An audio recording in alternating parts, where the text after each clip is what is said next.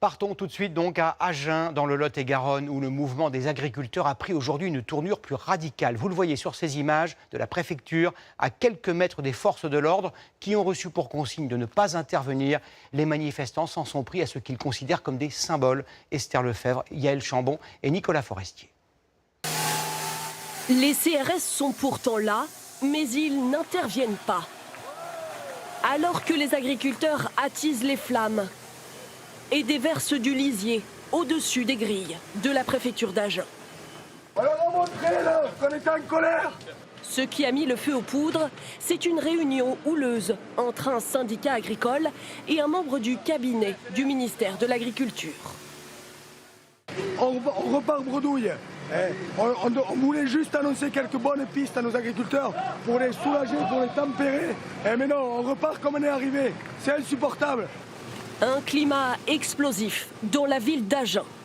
À la mi-journée, ce fast-food est pris pour cible. Une botte de foin est dispersée dans le restaurant, sous l'œil des employés dépités. Leurs revendications, s'ils veulent, d'accord, mais nous, on n'a rien à voir là-dedans. On est salariés comme tout le monde, on est payés au SMIC comme tout le monde. Quelques heures plus tôt, notre équipe était avec ces agriculteurs en colère, dont leur camp de base établi sur l'autoroute A62 bloqué. Là, on revient d'avoir bloqué les ronds-points depuis ce matin.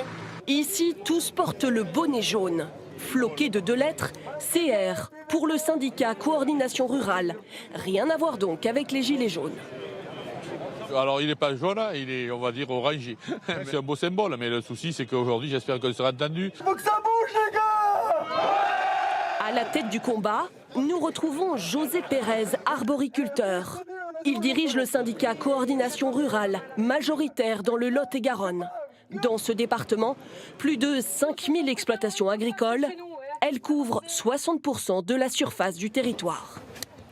On ne connaît pas les actions de demain. Aujourd'hui, c'est au jour le jour.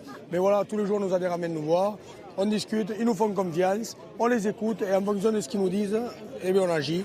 Ce soir, le calme est revenu devant la préfecture d'Agen. Mais d'autres blocages sont toujours en cours.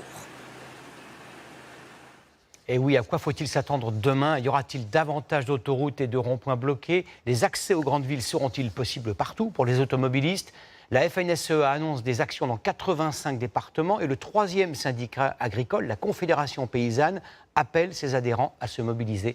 Benoît Cristal et nos équipes en région. Pression supplémentaire sur le gouvernement. Les agriculteurs de l'Oise roulent en direction de Paris. Ils font maintenant planer le doute sur la suite de leurs actions. Demain, la suite, c'est on continue d'avancer quelques kilomètres par quelques kilomètres jusqu'aux portes de Paris, dans Paris peut-être, si jamais nos élus ne nous entendent pas. Leur nouveau camp de base est à 70 km de la capitale. À Strasbourg, déploiement en force avec 400 tracteurs venus bloquer l'autoroute A35. Ils annoncent vouloir rester jusque demain après-midi au moins. La circulation au centre-ville est déjà difficile ce soir. C'est dur de s'en sortir dans la vie, donc je comprends. Qu'il se fasse entendre, oui, et il faudrait qu'il se fasse entendre encore plus. Il y a certainement des causes qui sont défendables. Après, c'est toujours embêtant qu'on soit obligé de bloquer le pays pour ça. Avec des perturbations dans 85 départements, les sociétés d'autoroutes conseillent de différer les déplacements non urgents.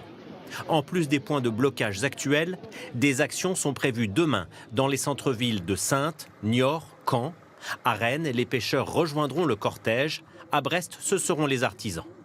Les centres-villes de Toulon, Hyères et Bandol seront aussi difficilement accessibles.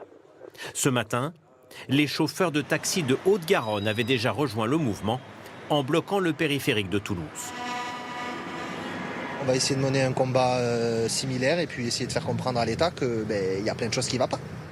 D'autres types d'actions pourraient avoir lieu, comme le démontage de ces barrières de péage aujourd'hui en Vendée. La société laitière Lactalis a également été bloquée dans l'Orne et à Montélimar, les agriculteurs ont saccagé des produits surgelés venus de l'étranger. Parmi les principales revendications des agriculteurs, une meilleure rémunération. Une loi votée en 2021 est censée leur garantir de meilleurs revenus en répartissant plus équitablement les marges entre producteurs et grandes distributions. tout au bout de la chaîne des consommateurs qui veulent les prix les plus bas possibles. Difficile équation que nous détaillent Mathieu Poissonnet et Marion Fiat. Des mois que ça dure. Les supermarchés se mènent une guerre des prix. C'est le seul moyen d'attirer les clients. Une bonne chose pour le consommateur. Qu'en est-il pour l'agriculteur, lui qui est au tout début de la chaîne? Les centrales d'achat, à mon avis, ils essayent au maximum de baisser les prix et de vendre au maximum le plus cher possible. La note à la caisse est de plus en plus importante, donc l'argent il passe quelque part, mais certainement pas dans la poche des agriculteurs. Pourtant, chaque année, les négociations commerciales sont censées assurer un revenu juste aux agriculteurs. Le fabricant de cornflakes ou de muesli doit pouvoir vendre son stock au supermarché à un prix qui lui permet ensuite de bien rémunérer les agriculteurs qui lui fournissent les céréales. Ça, c'est en théorie ce que promet la loi Egalim, une loi qui ne s'applique que dans l'Hexagone. Or, à Bruxelles, ce matin, de nombreux agriculteurs français nous l'assurent, nos géants des supermarchés profitent des lois de nos voisins européens. S'il n'y a pas une harmonie aussi européenne, on est foutu, quoi. On est foutu. Derrière ce bâtiment bruxellois se cache une centrale d'achat, propriété des supermarchés Leclerc. Une entrée discrète. Pourtant ici se négocient des contrats colossaux. Leclerc en Belgique, Carrefour en Espagne, Système U aux Pays-Bas.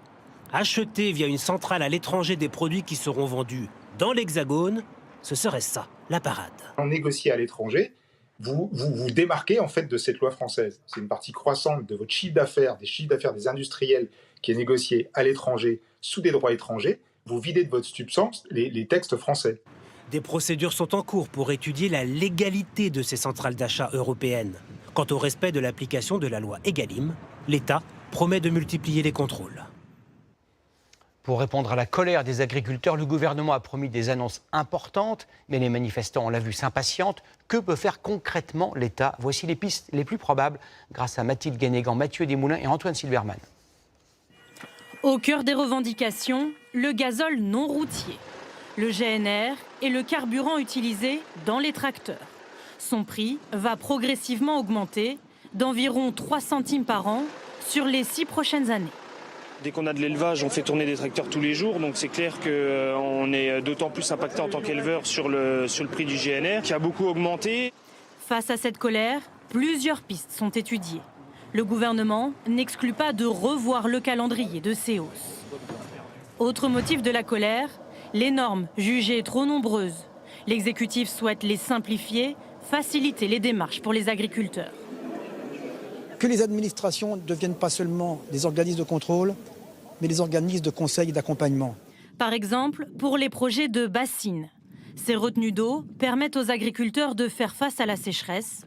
Elles font l'objet de nombreux contentieux de la part d'associations environnementales. Le gouvernement veut assouplir les procédures pour aller plus vite. Autre dossier, le versement des indemnités. Certains éleveurs, touchés par des épidémies de grippe aviaire ou des catastrophes naturelles, attendent leurs indemnisations depuis des mois. Le gouvernement devrait s'engager à les effectuer rapidement. Ce soir, le Premier ministre poursuit ses consultations avec les syndicats agricoles. Demain, il réunira à Matignon les ministres concernés pour les derniers arbitrages. Des annonces attendues d'ici vendredi.